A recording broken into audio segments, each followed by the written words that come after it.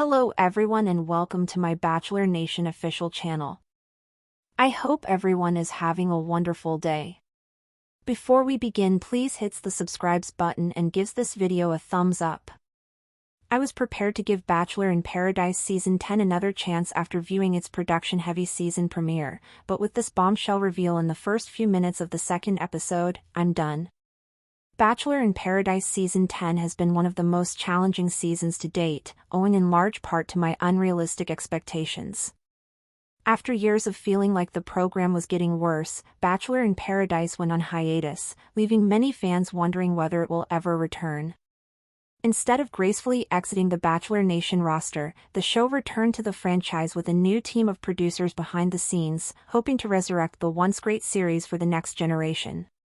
Unfortunately, the Bachelor in Paradise we all knew and loved despite its many flaws has ended, and something new has taken its place. Throughout the first episode of the season, I was astounded by the oversaturated, interference-riddled beginning. While I expected to see production's hands in the mix, they actually appear in frame with the candidates throughout the programs.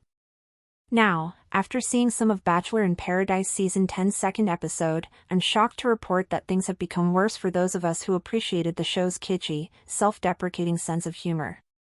Not only have the contestants been moved to Love Island, but the iconic Paradise theme music has been completely ruined. Although viewers were yearning for it last week, the return of Bachelor in Paradise's theme song was not the joyous reconciliation that we had hoped for. Instead, the remix of the theme song includes a new singer and a rap break, which suits the series' new modern vibe but falls short of what viewers expect from the long-running show. I'll get back to why the Bachelor in Paradise theme song isn't appropriate, but first, let's talk about this mashup. It isn't even fun.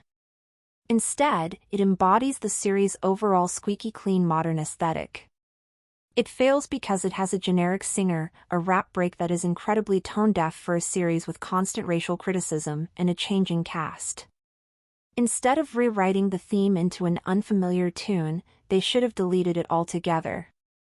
If the old Paradise had died, the theme music should have been buried in the sand at the Playa Resort.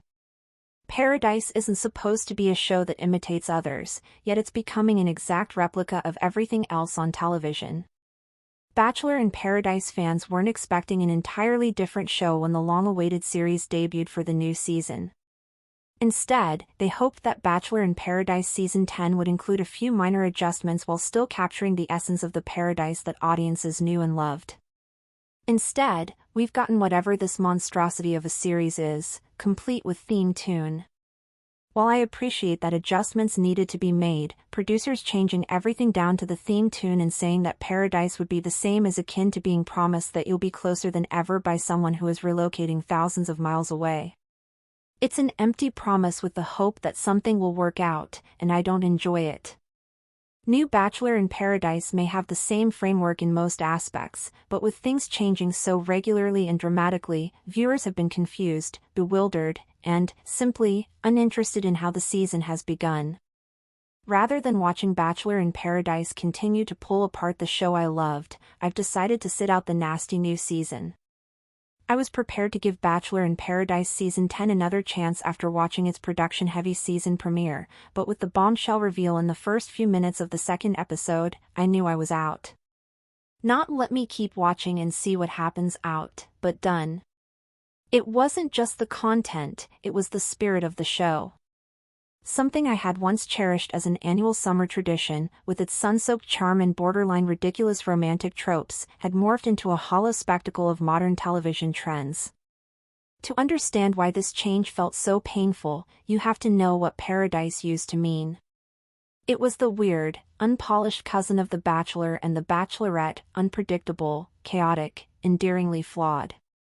It didn't pretend to be more than what it was, a tropical mess of missed connections, forced love triangles, and tequila-induced truth bombs. It was always a little self-deprecating, a little offbeat, and yet somehow earnest. There was something magical in the absurdity. It didn't need fixing. But ABC thought otherwise. After years of declining ratings and harsh fan criticism, Bachelor in Paradise went on hiatus. Many suspected it would be the end. The franchise, riddled with controversies and a growing reputation for mishandling both race and romance, appeared ready to sunset the show quietly. But then, without much fanfare, it came back, with a new production team, a new location, and a promise that it would evolve for the modern era. And evolve it did, into something unrecognizable. Instead of easing us back into the madness of paradise, the premiere opened like a stylized Netflix dating docuseries, complete with drone shots, mood lighting, and interviews so scripted they made even the most seasoned Bachelor alums look like paid actors.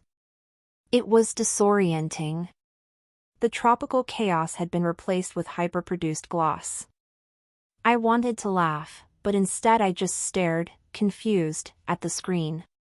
Producers were no longer invisible puppet masters, they were in the frame, coaching cast members, interrupting scenes, even reacting on camera. It was jarring. It was invasive. It was everything Paradise was never supposed to be. Then came the theme song, if you can call it that. Gone was the kitschy, twangy tune we all belted out ironically every summer. Instead, they handed us a generic remix with a pop singer and a tone-deaf rap verse that somehow made everything feel worse. The new rendition was like someone updating your childhood bedroom while you were at college, new paint, new furniture, and none of your stuff. Sure, it was cleaner. But it wasn't yours. The song wasn't just a theme.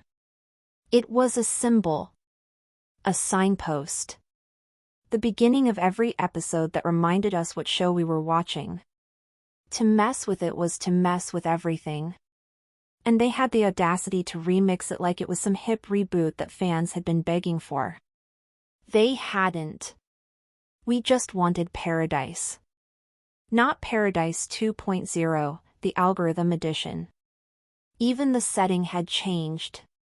No longer nestled in the warm sands of Sayulita, Mexico, the show had shifted to a heavily stylized resort in Costa Rica that looked like something out of Too Hot to Handle. Gone were the palapas, the hammocks, the janky open bar. In their place, glass walls, fire pits, and cabanas that looked like they belonged in a Kardashian's backyard. It was sterile, curated, fake. It didn't feel like a place where romance bloomed. It felt like a place where influencers were booked for sponsored retreats.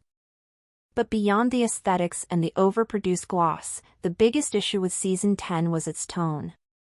It didn't trust its audience.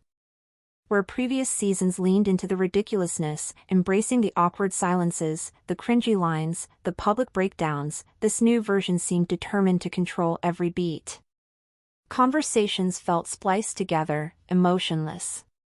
The confessionals weren't quirky or candid, they were carefully crafted testimonials, stripped of spontaneity. Even the cast felt different. Thanks for watching. If you likes this video, do not forget to subscribe to my channel and do not miss any update.